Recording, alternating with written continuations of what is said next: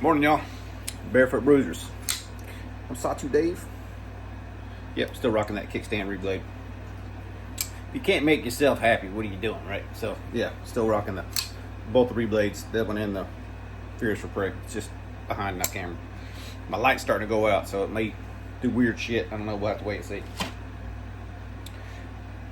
You know, like, for me at least, when I'm working, like, especially, like, not really, like, I'm trying to stay focused on what I'm doing. I'm not really thinking of other things. So, like, for me personally, like, Monday through Friday, I'm really focused. Well, I say Monday, Tuesday, Thursday, Friday is pretty much what it ends up being. I'm really focused on, you know, the task I'm trying to do, like, thinking the process through with what I'm working on or whatever else. So, when I start working, like yesterday, my other job gives me time to kind of reflect more, because I kind of could turn the brain off on the other job, just, you know, having fun with the animals kind of thing, more or less. That's how I look at it. So, like, it gets you time to kind of reflect and get your mind wrapped around. It gives me time to reflect, I guess is what I'm trying to say. Obviously, it's still morning, so my brain's not 100% functioning, so please excuse me if I sound like a rambling idiot, which y'all pretty much expect anyhow. The first thing I want to say right off the rip is, I don't expect any of you that are watching this to feel like you have to spend money. If you have to feel like you have to spend money to watch the channel, then please don't feel like you ever have to. I don't ever want to pressure anybody into thinking they need to spend money to hang out. You know, like, it's not my intentions at all.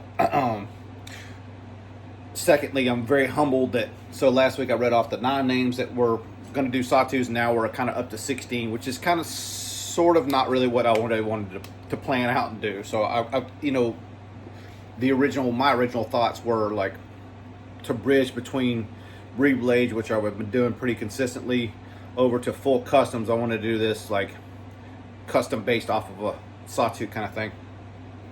And you know, that was kind of like I was just going to do a few of them and put it out there, and then kind of move on to full customs, or that was sort of the game plan at the time. And then only had 3 extra. Now it's, you know, 10 extra from where I started. So, you know, it gives you mixed emotions, because, like, I do want to do my own stuff. And so I started thinking about, like, how could I incorporate that and kind of push it in. So I've been talking about doing changes. I'm going to show you what I've gotten on the one that's going to be closest to the Sawtooth yet. Give you an idea where I'm going from here.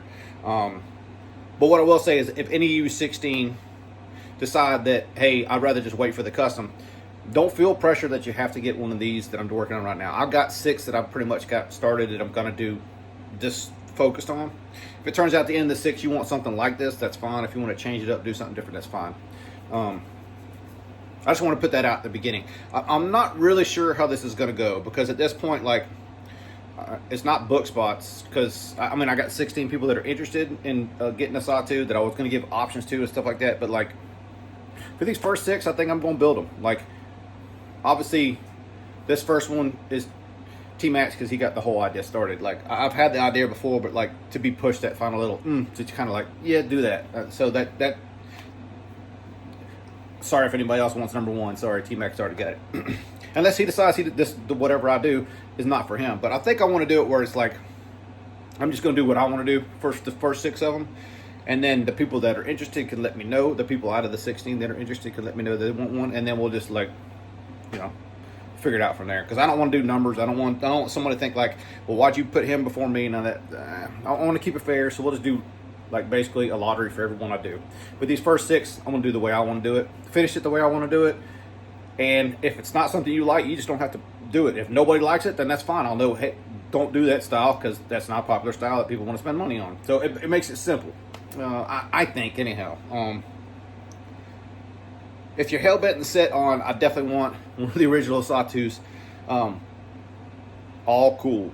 We're just moving, after these 6, I want to move to slightly different things. Like, my thought process is like where the stop pin is in the stop location, I might do an external stop pin instead of like an internal stop pin. It might be little small changes, but I want to kind of move away from the design, the original design, excuse me, a little more, and that sort of thing. But, you know, I'm still trying to get my stuff together. You know, trying to, like, I asked Donnie, I was talking to Donnie a couple weeks ago, about like, you know, how to be like what you do professionally wise to like, you know, COAs and that sort of thing. So my wife started ordering more business cards for the business. Let me a second, I gotta grab them real quick. And I got to thinking, you know, like that's pretty easy to do, is order business cards and just do that. So I went ahead and, well, I'm trying to get more professional. I went ahead and go ahead and made my COA is gonna look like this and that, so that I can pretty much, you know, just hand write it in there. Very similar like DSK, he does very similar. I know a lot of people do. I'm like, you know, that made sense. Just business card size, you know, nice and plain, simple, nothing too fancy, but still to make it look professional, I guess, you know, like, so yeah, that's the, I don't know if I've showed you that logo or not, but that's the new logo. Thanks to Brendan for that one. He just basically took the original idea that I had, that me and Neil worked on, and he just kind of went a different way with it, and I like the way it came out. So, but that's the newer logo. If you hadn't already seen it, I don't know if I've showed that publicly or not, but now you've seen it. So I got COAs made. I started thinking, like, you know, how, because like me personally, I don't really give a rip about packaging. It's just the way to get it here and there. But I like the taco pouches, because you just throw it in there, you know, you can mail it and not really worry about it. Like you can use I know a lot of people like the post office style boxes. My boxes are slightly bigger, but are slightly different, but you know, I still like to box them up, put padding around them, that sort of thing. So I did think about doing taco pouches, but I don't know if I should do like specific taco pouches, like with logos and that sort of thing. Like, I don't know if I want to get that fancy, or just maybe order some cheaper taco pouches, or maybe you can go high end and get some like, what's that? SOE? What's that backpack stuff that you like, Steve? I can't remember that dude's name, but he sent me a couple of those. I don't even know. I'm sorry, I'm not into that shit, so I don't really remember. The hand fucking made in America, or something like that. Made in fucking America. You know what I'm talking about, those pouches. I don't know if they're expensive or not, but I thought about maybe to do a high end and do something like that. Like, I would like to keep it 100% American if we could. You know, when it gets to like money stuff, especially like pouches and shit people don't care about, it might be an option, or it might not. I don't know. I would like to keep it 100% American if I could. Saying that, I don't even know where these got printed from. Hopefully they got printed here, but I don't know where my wife ordered the business cards from. Off on a ramble already. What else do I want to say? Like, I'm humbled that many people are interested in purchasing knives without even seeing a knife, but I know it's because y'all are supporting me, not necessarily the work, because I haven't showed you the work yet. And I got to prove that I can do the work. So while I'm sitting here BSing, let's just turn the camera around and show you what I've got progress on. I will say this, like, it seemed like I could have got more done this week, but the things I had to do were some newer processes, like cutting the lock bar out. I was using a friction wheel this time, so I didn't have to. I wanted to make a fixture, and I wanted to make an arbor to hold a wheel that I got that's more readily available. So I had to stop make tooling in order to do this, so that's part of the process, and then doing it slow because I had to learn the process. I was going to film it all, but like when you're trying to learn or teach yourself or have an idea and kind of go that direction and film at the same time, it's just too much at once. So like, I was going to document the whole build series, but it didn't make sense to do it on this time. You know how that goes. Sometimes doing the YouTube thing while you're trying to make progress just don't work. Yeah, so let me turn around and put you on the cardboard and we'll go from there. Hang on one second. Alright, so I guess I wanted to show you the progress and what we did updates wise, and then kind of go from there. Alright, so I got, the two original sawtooths out here, but this is the one that's closest to the original because, let's see, put it in the camera here. The blade length on this DLC one is a little bit shorter because it broke tips off. Maybe it comes off in video, maybe it doesn't, but it's a little more blunted than the original sawtooth there. So just for showing you or whatever, I'm gonna use this one. So this is the one that I'm currently working on, and there are some differences here. I'll try to go over them briefly with you guys and show you what we're at. This is just, if you're looking at the grind going, wow, you're gonna keep it down like that? No, this is, so as I'm progressing as a knife maker, I do things to kind of help the process. So this is preheat treat grind, and this is freehand. So instead of putting it on a jig and grinding it, I just basically put a little layout fluid on there, give me a little bit of lines, and then I try to do everything by hand. So it progresses the skills, because there's certain things you can do with hand grinding that you can't do with jig grinding, and vice versa. So it's just another skill to improve upon. As you know, it's not really hurting anything at this point. All right, so you can basically see the basic shape of the blade is different.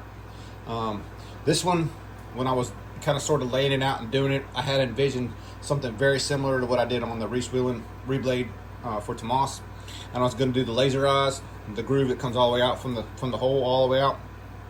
It didn't work out on this one. The two main factors are the way I cut the stop pin down here for the close position, made the blade go in the blade more.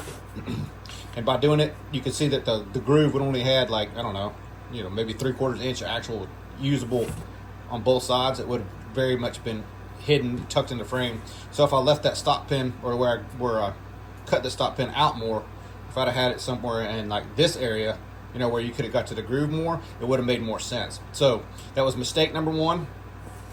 Or, I don't know if it's a mistake, but from a design point of view, like, I can do more of these.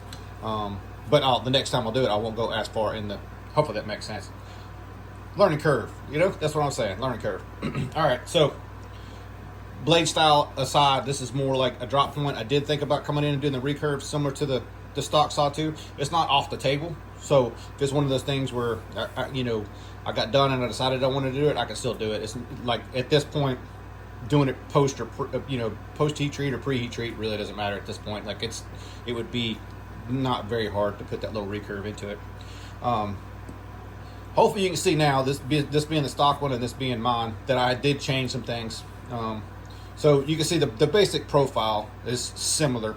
I did take the little hump off the back, this little hump here. You can see I kind of streamlined it a little more in the profile. Is this showing good? Hold on, let me turn it around here while we're talking about handles. Hopefully this is coming out good in video. All right, so the hump is now more streamlined, and also if you look inside the handle, it had this, or inside the grip I should say, it had this kind of, I want to say a triangled, but like finger kind of groove ramp thing, and I wanted to kind of make it more flow it into it, and also instead of being straight, kind of float out too. So it kind of gave it a little more of the rampy feel to it. So it looks a little thinner overall profile here, which is fine. I kind of wanted to do something that distinctuated, or whatever we call it. What am I trying to say? Was distinctively different between the Sawtooth and it. So you can look at it and see the reference. You can see the callback to the Sawtooth, but it's still different, right? It still looks, visually, you can tell right away it's not that, even though it is very much so similar. And close the blades up and kind of go over a few. Oh, this is on bearings, by the way, and you can actually see that, the centering's already good on it. It's flowing like it should be. So pretty good. I'm pretty happy with the way the machine work end of it's going on this end of it. Oh, let me flip them over so I can talk about what I wanted to talk about.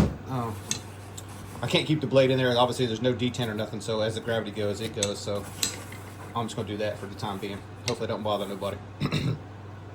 Backspacer on this one, because of how the blade protruded in here, it's pretty much all hollowed out. Let's see if I can show you here. Yeah, there you go. It's pretty much all hollowed out. And there's tabs on both sides that are drilled and tapped. This is titanium. And I don't know that I don't feel warm and fuzzy about, screwing stainless steel bolts into that thin of titanium, because overall it's probably 60, 70 thou worth of titanium. It's not unheard of. It's just a backspacer, so it's not like it needs a lot of pressure. But I don't know. Obviously, this is still work in progress. If you can't tell, I'm still working on it. But like you can see that the cutout is needed for the whole blade to clear. Hopefully, you can see that to go in and come to that pocket, because it's so deep inside this that basically the blade's right up in here. So I had to make the backspacer kind of more exposed. I was going to try to follow the frame very similar to that, but like obviously not the same profile, but like flush mount or whatever. I was going to try to do that, but really there's not enough material there to do. So that was the same as I was talking about before when I cut the hole in the blade for the stop pin. I should have left it further out, left that little groove here. I should have left it further out. It doesn't really matter. It still makes a good compact knife. Probably easier for carrying actually, but it doesn't leave you as much room for the opening, and also the backspacer thing. So I may turn around and make another one of these out of steel instead of this titanium, so I'd feel more warm and fuzzy about it. But as of right now, that's how I'm going to leave it. Let me flip this back around, kind of go over a couple details here. So like I was saying before, I did have to learn how to do this cutout. The round cutout like this, you know, you can see the gap in this stock sawtooth is actually bigger than what I did. So the friction wheel that I use is actually thinner than the end mills they used to cut theirs out. Yeah, that's fine. Let's do this way. Detent's not drilled yet, nothing like that. I did do a little relief in mine so I can get to the hole a little easier. The hole is a chamfered hole. I didn't know if I went over that yet or not, but the other thing that I kind of want to go over to, you know, go over some philosophy. I'm gonna drag a DSK in here. Let's see. Yeah, might as well drive the Crusader Forge in here too. Hopefully you can see that the length here is shorter. Both of these are shorter lock bars than this sawtooth. The sawtooth is like a longer, from this point to this point, it's a longer cutout. And if you look at Medford too, Medford use shorter lock bar reliefs too. It makes the lock bar stiffer and more stout, and it's just the longer leverage makes it easier. So if you're the type that likes an easy lock bar, you're probably not gonna like what I did. But what I did is shorten it to make it stiffer, and then also that's a little bit thicker here than what. So the depth, this little depth here, is thicker than what it is in the stock sawtooth there. So hopefully you can see that little difference there. You know, it'll make that lock bar stiffer and have more lock bar tension in general. So like that's how I like my bruisers, like obviously, right? Okay. Pull these out of the way. I started to talk about this process here. So in order to get this round part to come in and out like this, the only way I could do it manually here, in like one continuous line without having this hole here and here. Well, here I'm probably going to have it no matter what, but would be to put this on the rotary table and do a 90-degree turn and then come back out. Using a friction wheel, this is not really possible. I'd have to use an end mill to kind of do it. So, you know, the whole thing here, not exactly my most favorite thing, but it's functionally not hurting anything. It just visually doesn't look exactly like I wanted it to. You know, it's a give and take thing. The other thing is on the diameter of the wheel that I was using to kind of come in here and cut this slot. It doesn't go all the way through because the wheel is wider than what this slot length is. So I can't plunge all the way through and then kind of go through and then turn it around and do it the other way. Hopefully that makes sense. So you have like a little bit of a ledge on both sides. So internally I went and cut it with an end mill, like a 1/16 end mill. So inside this, on the inside of here and inside, you can kind of see it right here a little bit. There's like a little bit of a step because the end mill is wider than the groove is. I don't know if you can see it right here or not. There's like a little, you can see where the friction wheel was trying to start in here.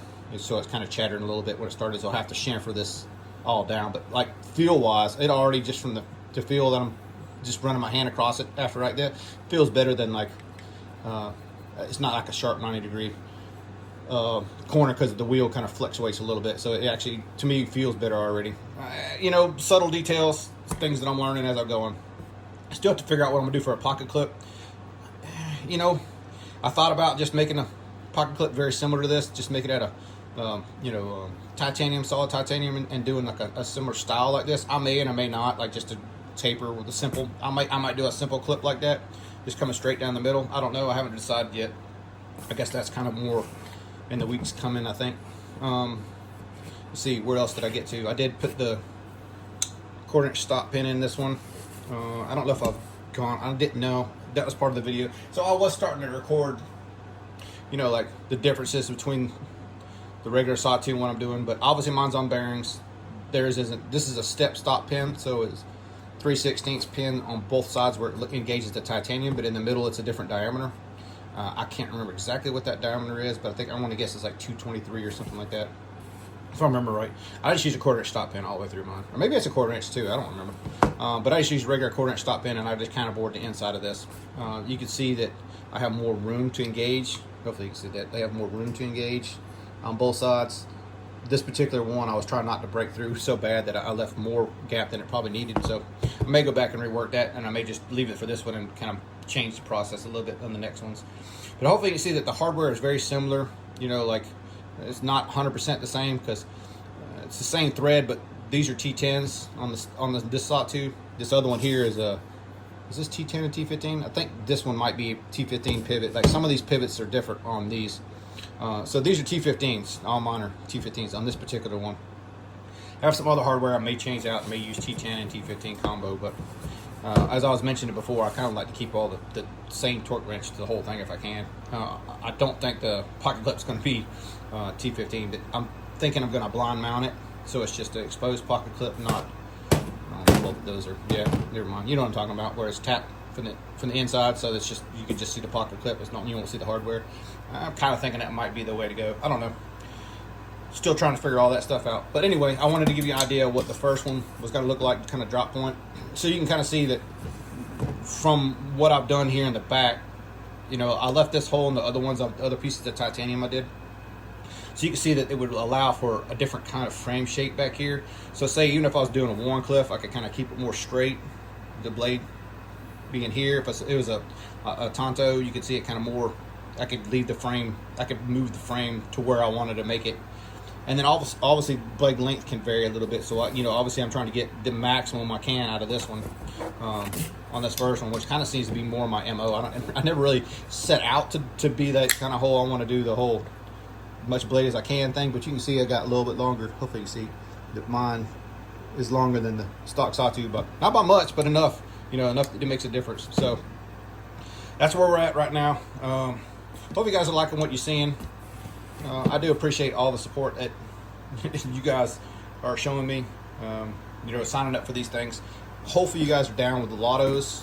I'm just trying to, like, as I go, be professional in what I'm doing, but also, like, I want to take care of the people who take care of me over the years and that sort of thing. I'm still working on Jeff's Nsingo, or I'm sorry, Nkosi. I did a blade profile for him. I sent it to him. He wanted to do a little correction or a little bit of a change on it. I just never got back to doing it. So I'll go over it. The plan, I guess, for next week is to try to get these as close to ready for heat treat, or maybe even possible in heat treat next week as I can. I kind of think I got more work than I'm going to be able to get it done in a week here, but we'll see. But I want to try to get both these blades kind of prepped and done at the same time, so I'm heat treating at least two at one time, so it's not like a waste of, like, every time I fill that the dewar up. Hopefully you can see, I don't know, maybe see that little blue thing at the corner. That's the head of the dewar. When I fill that dewar up with liquid nitrogen, it's like $40, so I at least want to do, you know, at least two, so I get my money's worth out of the dewar, or the fill for the liquid nitrogen rather. So I'm still waiting on JD's.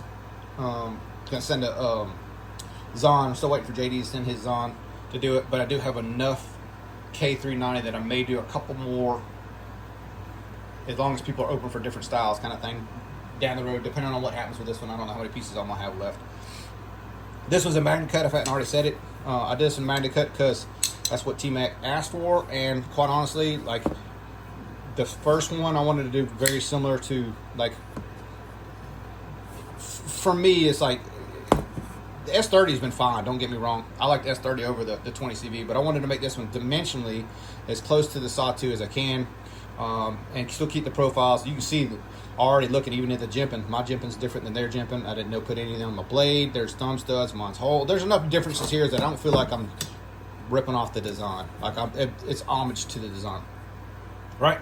And so I got to thinking about the name, as I always do after the fact. And if you hadn't watched his parody, go check out Mitch Bolig's parody of me. That cracked me up, because, like, a lot of the stuff he did in that video, I was like, damn, he's pretty much spot on, you know, roasting me or whatever you want to call it. But yeah, I'm gonna change the name. So instead of calling it the Saw 2, let's call it Origin, because it's the first blade. It's from my origins. It just, I don't know, it kind of made more sense to me. So instead of calling these Saw 2s, we're gonna call them Origins. So this is gonna be Origin number 1, and we'll go from there. You know, it's the original, you know, thing that's coming out of my shop that I've made. And so yeah, I think I'm gonna change the name. So I haven't released it yet. So what the new name, Origin. All right, hope you guys like it. I appreciate you guys hanging with my craziness. Hope you guys have a great week, and we'll see you next week. Later, y'all.